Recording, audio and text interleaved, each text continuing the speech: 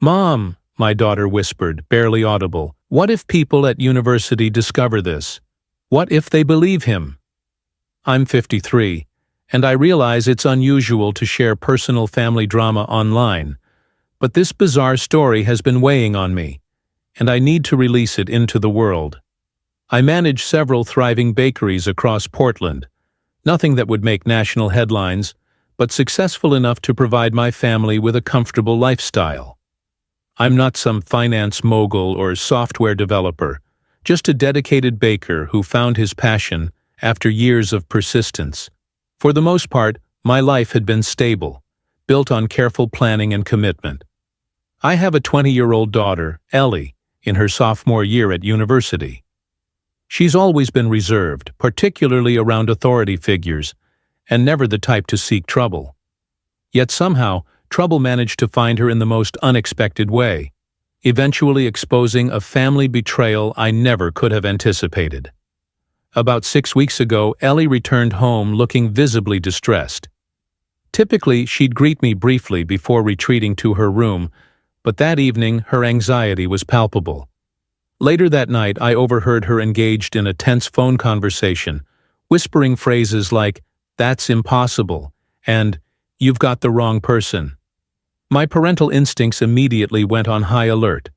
After dinner, I approached her gently. Initially, she tried to dismiss my concerns, but her trembling hands betrayed her composure.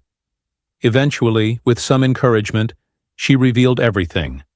A former university professor, let's call him Daniel, had contacted her out of nowhere, claiming she was pregnant with his child and demanding either marriage or substantial financial support. The accusation was absurd, but what followed resembled something from a poorly written television drama.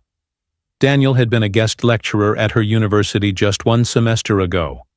He'd only taught there for a few weeks, and Ellie vehemently denied any inappropriate relationship. I believed her completely. My daughter has always been truthful, and the notion of her engaging in a secret affair with a professor seemed entirely out of character. The next morning, while reviewing inventory orders in my office, our doorbell rang. There stood Daniel, appearing nothing like I'd imagined. Probably in his early 40s, well-groomed but with an unsettling intensity that immediately triggered my concern. He demanded to see Ellie, his tone accusatory and harsh. Maintaining my composure, I invited him inside and asked him to explain his version of events. What followed was truly bizarre. He launched into an elaborate narrative about how he and Ellie had been meeting secretly after lectures, how they'd developed feelings for each other, and how she was now 4 months pregnant with his child. His timeline was riddled with inconsistencies. He claimed they'd spent time together during weekends, when I knew with certainty that Ellie had been volunteering at the local animal shelter in Seattle. If you're confident Ellie is responsible, a paternity test seems like the logical first step, I suggested calmly. His reaction was telling. He immediately became defensive, accusing me of planning to manipulate the results through my connections in the Portland business community. He even suggested I might bribe medical technicians. It became increasingly evident that this man wasn't merely mistaken. He was deliberately trying to con us. Then he escalated further, producing his phone and displaying what he claimed were text exchanges between himself and Ellie. They were obviously fabricated. The writing style wasn't my daughter's, and the timestamps conflicted with her known schedule. When I highlighted these discrepancies, he became irate. "You're all conspiring to protect her," he shouted. "I'll go public with this. I'll tell everyone how your family exploits vulnerable educators." I'd had enough. Rising to my full height, I firmly stated, "Professor Daniel, I must ask you to leave immediately. Any further communication should go through our legal representatives. If there truly is a pregnancy involved, we'll address it properly through the courts with appropriate testing. But these accusations and threats end now." He stormed out, but not before delivering one final threat. "You'll regret crossing me. I know people who can destroy your reputation in this town." The harassment continued relentlessly over the following weeks. He called repeatedly from different numbers, sent emails with increasingly outlandish demands, one day insisting on marriage, the next demanding substantial sums to make this disappear. He even began appearing at my bakeries, attempting to create disturbances in front of customers. My husband wanted to confront him directly, but I knew we needed to handle this through proper legal channels. I contacted our family attorney, who immediately began building a harassment case. We documented everything meticulously, every call, email, and appearance. We also reached out to Ellie's university and discovered something revealing. Daniel's employment records showed he'd only guest lectured for 2 days total, never in any of Ellie's actual classes. The situation was severely affecting Ellie. Her academic performance was suffering, and she'd become withdrawn and anxious. One evening, I found her sitting alone on our porch, looking devastated. "Mom," she whispered, barely audible, "what if people at university discover this? What if they believe him?" It pained me deeply to see my daughter so concerned about her reputation being destroyed by these false allegations. I promised we would fight this together, that the truth would prevail. Little did I realize that the truth would prove even more shocking than we anticipated. When the DNA test results returned showing a 50% probability of maternal relationship, I was initially confused and frightened. Then the realization struck me with stunning clarity. Josephine. My identical twin sister Josephine and I share the same DNA, but that's where our similarities end. While I built my bakery business through dedication and persistence, Josephine always sought shortcuts to success that inevitably failed. Our relationship had been strained for years. Periodically, she would appear at one of my bakeries or my home, typically after losing heavily at gambling or becoming entangled in some questionable business venture.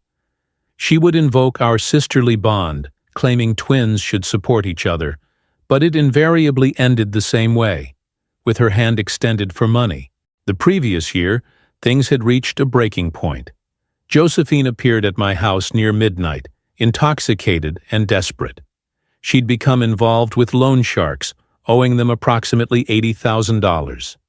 Her rambling about potential physical harm seemed different this time. The wild desperation in her eyes genuinely frightened me, but I couldn't continue enabling her behavior. I'd already rescued her financially 3 times before, each time receiving promises of change and rehabilitation for her gambling addiction. Each time she'd squandered the money and returned for more. When I refused, the ensuing argument turned ugly. Josephine screamed that I was betraying her, hoarding my success while my own twin suffered. "You think you're better than me?" she shouted.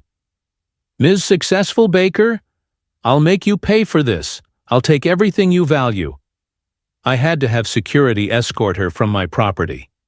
As she was removed, she swore to make my life unbearable. I didn't realize then that she was already devising her revenge. The pieces aligned perfectly. Professor Daniel had targeted Ellie specifically because of her connection to me. This wasn't merely about money. It was Josephine's vengeance. I hired a private investigator who quickly uncovered the connection. Josephine and Daniel had been dating for several months, after meeting at a casino where he was drowning in debt. Seeing an opportunity for revenge, Josephine had convinced him to participate in her scheme.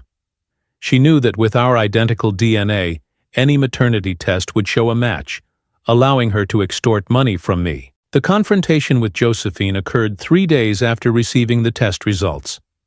I tracked her to a budget motel outside Portland. When I entered her room, she was packing luggage, clearly planning to flee. The sight of her, my mirror image, filled me with unprecedented rage. "You targeted my daughter," I said, my voice trembling. "Your own niece." Josephine had the audacity to laugh. "Welcome to rock bottom, sister. How does it feel?" What followed was the release of decades of suppressed anger and resentment. The motel management had to intervene, but by then I'd already contacted the police, who were waiting outside. The evidence against Josephine and Daniel was overwhelming. The investigator had discovered text messages between them detailing their plan. They had recorded phone conversations with Ellie, intending to edit them to create false evidence. They even possessed a counterfeit ultrasound image prepared for court proceedings. Josephine was arrested for extortion, conspiracy, and fraud. During her court appearance, she showed no remorse, staring at me across the courtroom as if I were still the villain in her narrative. The judge showed little sympathy for her tale of family betrayal and gambling addiction, sentencing her to 4 years in prison. Daniel faced his own legal consequences. Beyond losing his academic credentials, he was charged with multiple counts of harassment and extortion. During questioning, he broke down and revealed everything about Josephine's plan. The aftermath has been complicated. Our parents, who had always tried to maintain relationships with both of us, were devastated by Josephine's actions.